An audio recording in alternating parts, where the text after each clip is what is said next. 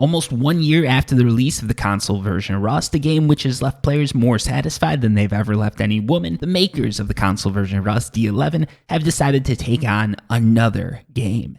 That game being Fallout 76. This announcement has been confirmed by both Bethesda and D11. So what we're going to be talking about today is what all of this means for the console version of Rust. And for those of you looking for a little bit of more detail into what this Fallout 76 transfer means, basically D11 is going to be taking over making content for Fallout 76. Content that D11 is going to be making is going to be in the form of expansions for Fallout 76. I'm unsure at this time if Bethesda is going to continue work with Fallout 76 or if they've decided to focus on other projects like Starfield version of Skyrim that will play on your microwave.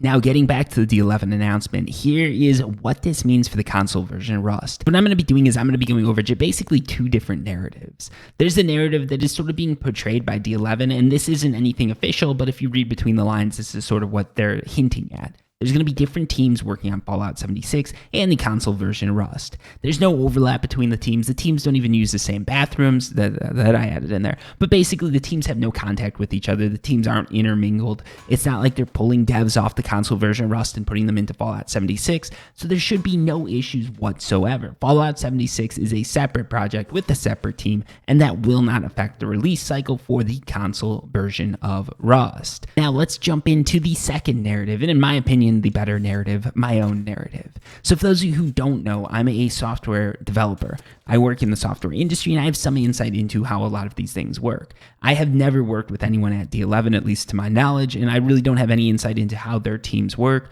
So things might be different over there. It is an English company after all, not an American company. And I haven't really worked with companies like that before. So maybe I'm completely off base here. But in my experience, here's how things are going to go down.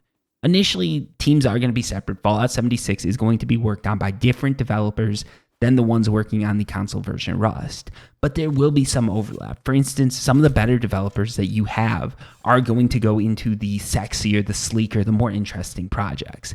Internally, I'm not sure exactly what this is, but given the community's reaction to Rust console news, I guess that a lot of developers probably want to move on to bigger, greener, and better pastures. Unfortunately, Fallout 76 is a clusterfuck of its own, so I don't know how many developers are going to be looking to jump into that burning pit, but you never know. My take is right off the bat, even though the resources aren't overlapping, they will be. There's going to be some experienced people who are working on the console version of Rust who are likely to move over to Fallout 76. This is going to be done for a variety of reasons, from people just wanting to move over to that, and developers are hard to hire. Like, everybody's hard to hire right now. So if someone says, hey, I want to work on this sexy new thing, and you need people to work on it, you'll move them over. In addition to that, there's going to be some people who might just need to move over right now, because I'm guessing that with Fallout 76, some of the money is still going to be landing in Bethesda's pockets, which means it's likely that D11 might have signed something guaranteeing that updates are going to be coming out at X date. If they did that as the day gets closer and closer, it's likely that you're going to be devoting more and more resources towards hitting that date, because there's likely something that's going to happen, and it's usually never something good if that date is missed. It's not like Bethesda is going to decide that, hey, because this update was late, we're going to throw you a pizza party. It is possible that this is not what's happening at all, and there's been some sort of deal between Bethesda and D11, where D11 is going to be completely taking over Fallout 76, but I sort of doubt that's going to be happening. My guess is they've been hired on more as a contractor role, and Bethesda is still going to be pocketing some cash with some of it forwarded to D11. But again, I have no insight into this, so I don't know. But if this is the case, I could completely see a lot of the more experienced developers moving over to Fallout 76 as deadlines get closer. And if you don't know anything about the software industry, I think it's fair to say that we always miss deadlines. It might be built into their contracts and everything like that, but in my experience, business people generally don't know exactly what's going on when it comes to software development, and they won't really build those things into their contracts. So there is probably going to be a push around these deadlines to get everything out and get it out ASAP. This probably happens a lot in the gaming industry if you look at the state of most games when they are released. So yeah, obviously there's going to be some brain drain from the console version of Rust to Fallout 76. In addition to this, it's really hard to hire developers right now. No matter what country you go to, what country you look at, software developers are in demand. What this means is if the console version of Rust is looking to hire 5 developers and Fallout 76 is looking to hire 5 developers, there's likely going to be some issues. Now, when a developer comes in, it really does depend on how the interview process works. I've never interviewed with D11. I wouldn't dare do that because that would be a huge conflict of interest in my opinion. But if I did, my guess is that you're going to pick your team, right? You're going to apply for the Rust console spot or you're going to apply for the Fallout 76 spot. There is some changeability within that. So usually what's going to happen is if you get through the interview process for either one of these teams, you're going to be given a choice. Usually that choice is like, hey, would you like to work on this team that you interviewed with, or is this a little bit more interesting to you and would you rather go here? At this point, someone could decide to change teams. They could decide, hey, I'm not really interested in Rust, but I really do like Fallout 76 because I've been playing that. And maybe they go that route instead. My guess is Fallout's going to be the sexier, sleeker, better looking project. And that's going to be where a lot of people are going to go. The reason I say this isn't because Rust is a horrible game. On PC, it's actually a really amazing game. And on console, I think they are getting there. But Fallout is a big name. If you're trying to put something on your resume, and if you want something that really pops to people, I don't know how big of a name D11 would be in England, but my guess is being able to put Fallout on your resume is a lot more impressive than Rust. So a lot of people are going to want it just for that fact, and there is going to be, again, some brain drain when it comes to hiring talent. Some of the better talent is going to be going towards that sort of Fallout game dev route, just because it's the sexier, sleeker route, if for nothing else than the name. And again, like, people lie on their resumes. That's one thing a lot of people don't realize. If I'm a developer who's worked at D11, I've worked on Fallout, I've worked on Rust, when I go to put my resume out, what I'm going to be doing on my resume is saying, like, game developer, worked at D11, worked on Fallout. I'm not going to say Fallout 76 because I realize all the negativity that sort of surrounded that release and what people might think. Same with Rust. I'm going to put Rust. I'm not going to put the console version of Rust. I'll just put Rust. Maybe the game dev or whoever is hiring me looks into it and they realize, hey, like, this wasn't the best release. Let's hear about it. But it's something to get people's eye, to catch people's eye. And Fallout is going to be a bigger name than Rust. So if you're just playing it from a career perspective, you're probably going to be going for the Fallout team rather than the Rust team. And my worry here is, again, it's not that D11 is approaching this with any sort of malice in their hearts. It's not that they don't think that they can scale out the team.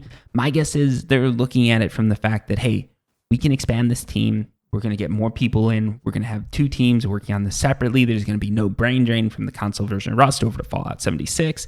And in fact, it does take time to train developers up on new systems.